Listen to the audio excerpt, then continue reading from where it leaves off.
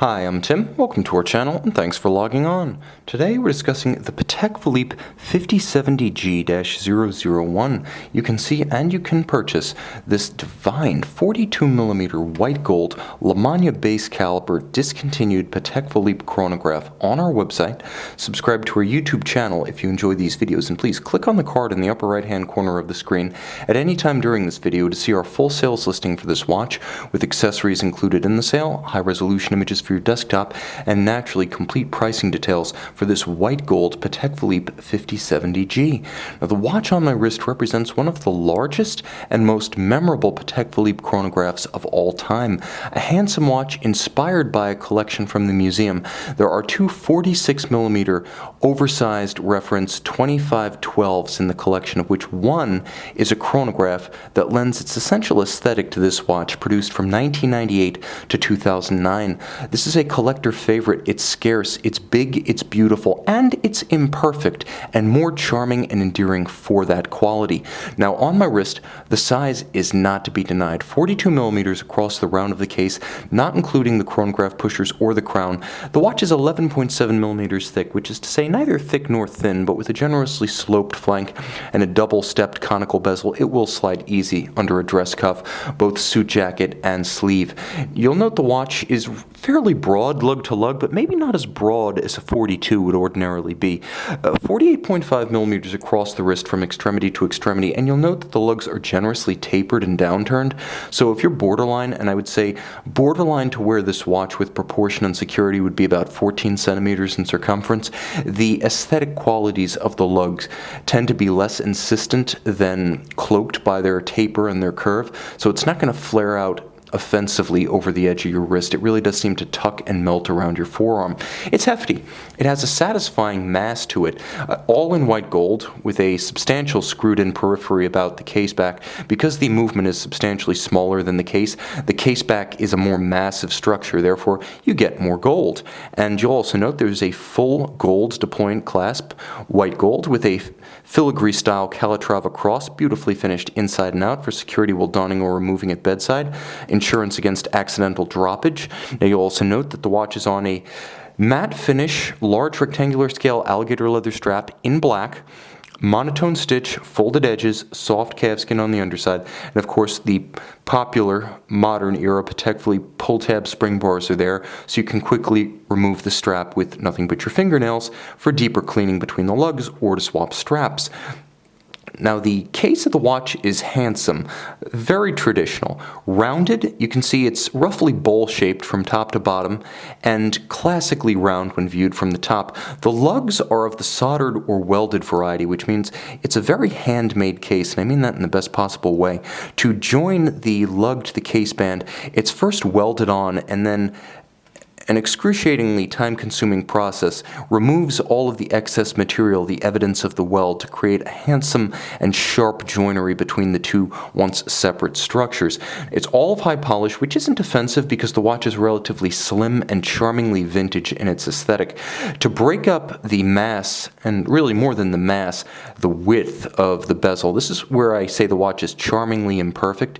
You can see that a double step was used. There's a first step inboard of the case band, and then there's a second step where the bezel abuts the sapphire. You can see the sapphire is very gently domed. So you have a series of steps that create both masculine character lines and visual breaks, so the bezel doesn't look as broad as it really is. And the same feature can be seen on the dial. Outboard, there is a scale for seconds, railroad style. Inboard, a tachymeter scale, so motorsports fans take note. You can gauge the speed of an object over a fixed course between 2 points. That's the purpose of the tachymeter, but perhaps a bit more cynically, the purpose of the tachymeter here is to close the gap between the inner edge of the bezel and the actual registers. You can see they're relatively close coupled, and there's a good deal of space between the edge of the bezel and the edge of the register. That said, a small movement in a large case is imperfect, and I love it more for it. It's like a favorite dog. No, he's not a purebred, but you know what he is? He's a champ.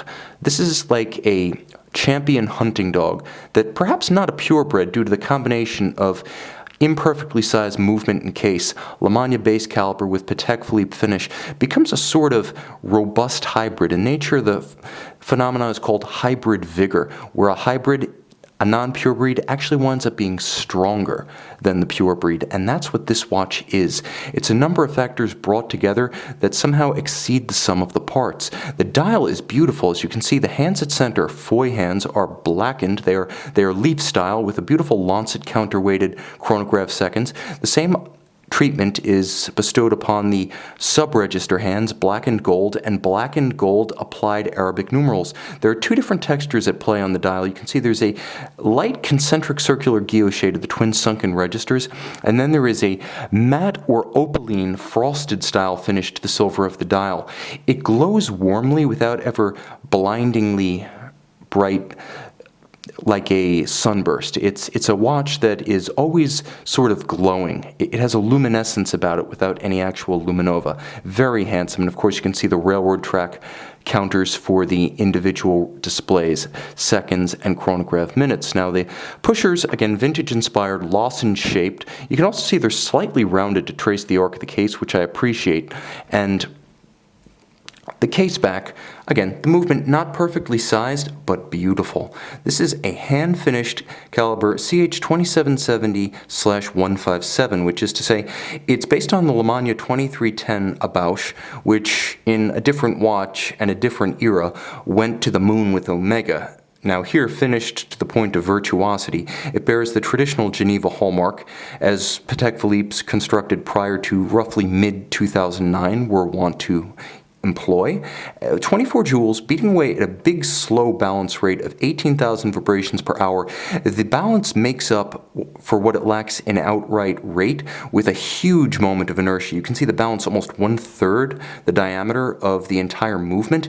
Huge inertia, also a Breguet overcoil hairspring for resistance to positional or gravitationally induced timing deviation, and Patek Philippe's proprietary Gyromax free-sprung balance architecture for resistance to vibration and bumps, and also for perhaps more accurate regulation potential in the hands of a master. Patek makes this movement their own. Although it is based on that Lemania Abauche, make no mistake, this is Patek's own movement once they're done with it, engineering and finish. 48-hour manually wound power reserve and a column wheel chronograph architecture.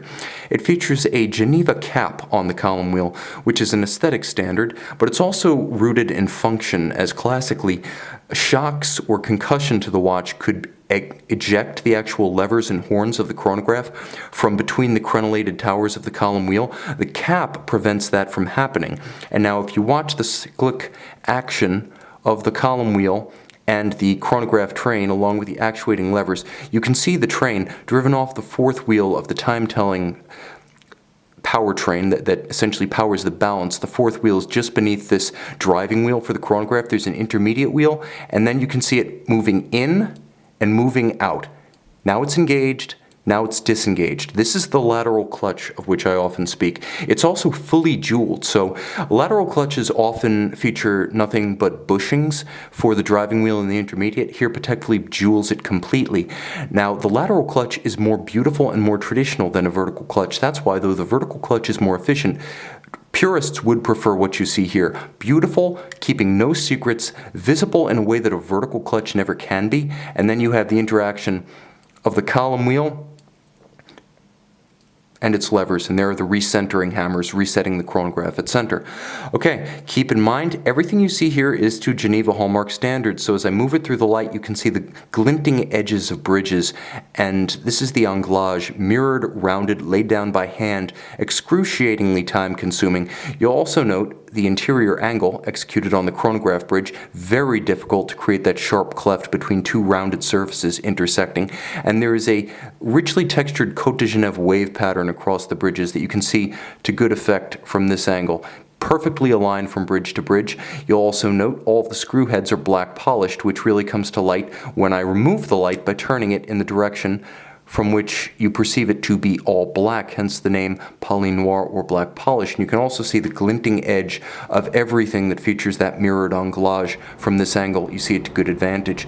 This is a watch that is vintage in its aesthetic, old school in its combination of adapted and richly finished customer caliber, and thoroughly discontinued. The estimate was somewhere between 150 to 200 of each metal per year from that 1998 inception to the sunset of the model model in 2009. So Patek Philippe during that period making 30 to 50,000 watches a year, you get a sense of the rarity of this model, and because of all those charms adding up to its hybrid vigor, you learn why the watch remains a collector favorite to this day. See it and own it on our website.